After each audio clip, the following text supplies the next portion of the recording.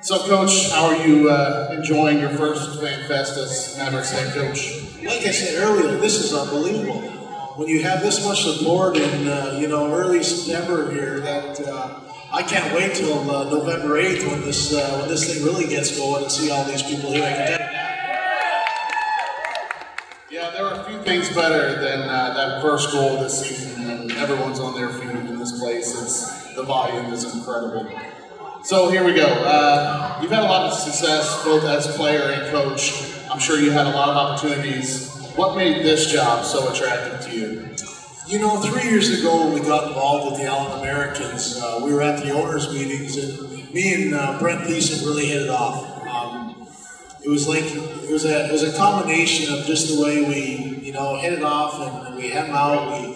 We had a beer together, we talked business together, and we became real good friends. And we've been in touch over the previous 3 years, and to see what he's done to this franchise when the opportunity came available, that was pretty much a no-brainer for me. What can fans expect to see from a Richard Matvichuk team on the ice? Well, we're going to be a lot more aggressive. I think after playing against the Mavericks for the previous 2 seasons, that there was times in the game where they wanted to sit back and just kind of see what developed. And for me, I'm a guy that's going to be a go-getter, and our team's going to be a go-getter.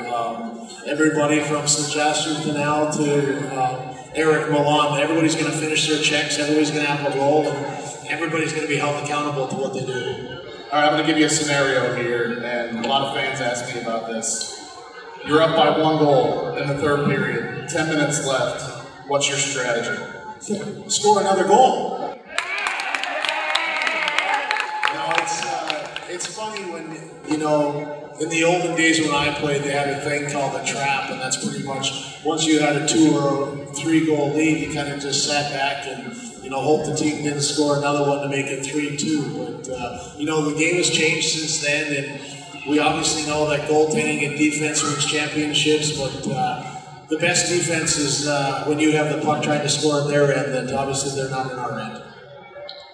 Scott Hellman did a lot, helped to build a foundation for this franchise over the last 5 years. Now that you're at the helm, where do you see this team and this organization 5 years from now? Well, I hope we're sitting here in about 5 years talking about upstairs where we're looking at 3 or 4 different kind of banners that'll be hanging up there. That's my goal. The roster's really starting to take shape. Announced 3 more guys today. What's one thing that opposing players will say after 60 minutes on the ice with your team? Get me an ice bag? No, we're going to have a team that's very physical, that plays 60 minutes of hockey. I go on the old stage where every guy's going to have a calling card, and they're going to expect it to do that card each and every night. It gives our team the best chance to win. So when oppositions come in here, they know it's going to be a really hard place to play. All right, a 2-part question. How important is it to have a good mix of veterans and younger players, and how can the veteran players on this team help those younger guys take the next step? Well, the older guys, when you look at Sebastian and Chesney, not that J.S. Dixon is old, or Andrew Courtney, but they're guys that have been here for a long time and they played the game. And when you bring the younger guys in here, obviously, the rookie mistakes that they can make on and off the ice. Sebastian's going to be a team leader for us, that when you have a chance to sit one of the young guys down and say, hey, maybe you just shouldn't have done that. A young guy will look up to him and obviously see what Sebastian's done in his career and, have some respect. And it is huge. When you look at our locker room of, the 22 guys that will assemble in there, that if they're not best friends, there's going to be some issues. And I'm from the old school that what kind of goes on in that locker room stays in that locker room. And is everybody going to get along? No, probably not. There's going to be fights in our practices. There's going to be arguments. But I think in every great relationship, you go through some ups and downs. And to have the veteran guys mix with the younger guys, if it's on the bus or roommates on the road or going out for a beer here in town, it's something that needs to be done. The Mavs and Allen have built a great rivalry over the last 5 years. Why do you think that is, and do you think that rivalry grows even stronger with you here and your ties to Allen? Well, it's definitely going to get stronger. There's no doubt about it. And I obviously say that with a smile on my face. It's going to be fun. And when you have two of the organizations that's been so successful in the last 2 years, obviously the championships in Allen, but the first overall here last year, the full 5 in a row, I think it is franchises of the year that both franchises are very respected, and it's going to be a competitive edge right to the end. All right, let's see if I get through this question without getting booed. Steve Martinson is a guy that's not very well liked in this area, obviously, but his success is well documented. What will you take from your time served as his assistant coach? Well, first of all, we got to take that assistant coach off of that. God, if I was an assistant, I did way too much work. Steve is a unique guy. Steve's got 8 championships, and when we took the team over in Allen, it was a perfect fit for us. We were looking for a proven winner, and Steve has that. Does everybody like his demeanor or his attitude? No, heck, I don't even like that. So obviously he's a guy that when the poop hit the fan here last year in the building with the whole mascot, and I kind of sat back with Brent and laughed, and then when they came in and saw the "Don't Trip Me" shirts, it's perfect. I'm the first guy to say that I can't wait to. I think it's our second home game against Allen here. That let's rev this place up and get it heated. You've seen this team play quite a bit over the last few years. What have you noticed, maybe that those teams have been missing to get them over the hump and win a championship? Well, it's funny because I've been asked that a bunch of times. And you look at the roster and the personnel that you guys had last year. And I'm the first one to tell Brent, and I told Scott the same thing, that if the playoffs could have started in January, you probably would have won the whole thing. Near the end, they went through some bumps on the road, I guess you could say, and they really didn't know how to recover from it. I hate to go back to Allen, but we went through a stage and we lost 13 games in a row. So you learn to build and you learn to sacrifice for each other. And last year you guys pretty much swept the league the whole entire season. And then when you hit a bump in the road, it was hard to recover from. And not saying that you played an 8th seed, the Arizona Sundowns, because with the people they brought in near the end of the season, they were probably a number 3 seed for the best.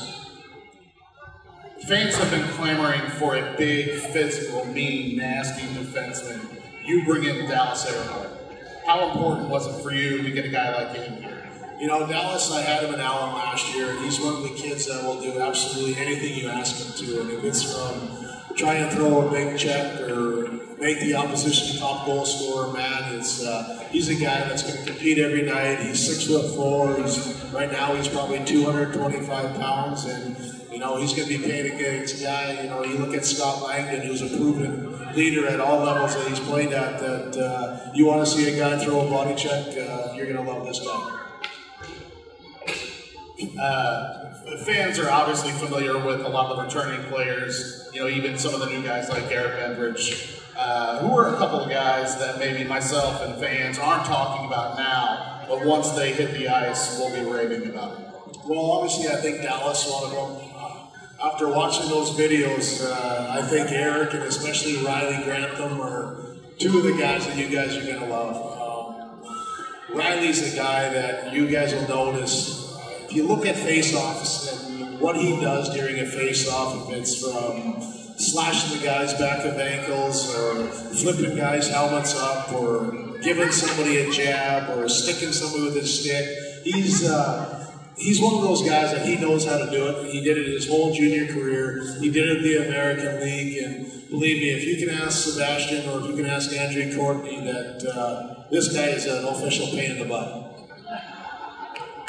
There's many guys on this team who have had leadership roles, both on this team and other places. You mentioned Scott Langdon, Sebi, Ches, Quartz, all those guys. How do you make sure the system and the message stay consistent with so many leaders on and off the ice? Well, hopefully it makes my job easier. When you have that many, proven leaders in the locker room, it's not about who's going to wear the C or who's going to wear the assistant captain role. It's going to be who in that role can. It shouldn't be my job to walk in there every day to hold those guys accountable. At some point, they have to realize that they have to do it for each other. You know, the blood, sweat, and tears that they'll go out for 66 games during the regular season. It's time for them that once they hit this ice, that they're doing it for each other, and you know that's their job. And you know what? As a coach, I'm fortunate right now that I've got 5 or 6 guys in that role. You've played along some of the most respected players of all time. Two-part question again. Who was your favorite to play with, and who did you hate playing against? Well, play with, it's an easy answer for me. You look at a really good friend of mine is Mike Modano. Mike is a proven leader, obviously a champion, and to me, he's probably the best American-born player that'll ever play the game, and I'm not sure anybody will be any better. Mike was one of those guys that he could do everything at full speed. It was an amazing thing to be able to sit on the bench and watch his talent and his heart and his desire to be in the game. And, you know, his life changed a little bit over the last month there. He had twin babies, and so he told me his golf game's going down a little bit, but he's truly probably one of the nicest guys and a hockey player that you'll ever meet. And he was in the Mighty Ducks, so it's got that. I think he's still getting paid for that, actually. Hey, good for him. Well, the worst. Probably the 2 guys that come to mind, one that played for Colorado, and Brent's going to hate me because he's a huge Colorado Avalanche fan, but Peter Forsberg. Peter was a guy that he would go through mud to get to the ice. He was he did everything that his team needed for him to win. If it was fight, take a punch, get sticked in the face, score a goal. And the other one that I can compare that to is Ryan Smith from Edmonton. For me, they're both guys that'll be Hall of Famers that, you know, they do whatever they have to do for their team to win. And, you know, when you play against those guys, you know, 4 or 5 times every year, it hurts to play. And that's kind of what sticks in my mind. All right, I'm going to expose your softer side here. What was it like to raise the Stanley Cup? Wow, it was unique. To be able to look up and, you know, see your mom and dad sitting in the stands, and, you know, you kind of get an instant flashback of what you've wanted since you've been 3 years old. And, you know, to sit there and you lift the cup and you look over, and, you know, the NHL does a fantastic job where you know exactly where your family's sitting when that moment happened. And, you know, you just sit there and it still sends goosebumps up my spine to know that I had a chance to do that with some very respected players. And, you know, hopefully in, you know, 8 months' time from now that the players will find out that when you do win a championship for each other, you never forget each other. And that's why I'm here. All right, last one. Fill in the blank. If the Mavericks don't blank this season, it will be a grave disappointment. Win a championship. Enough said. Thanks, Coach. Thanks, guys.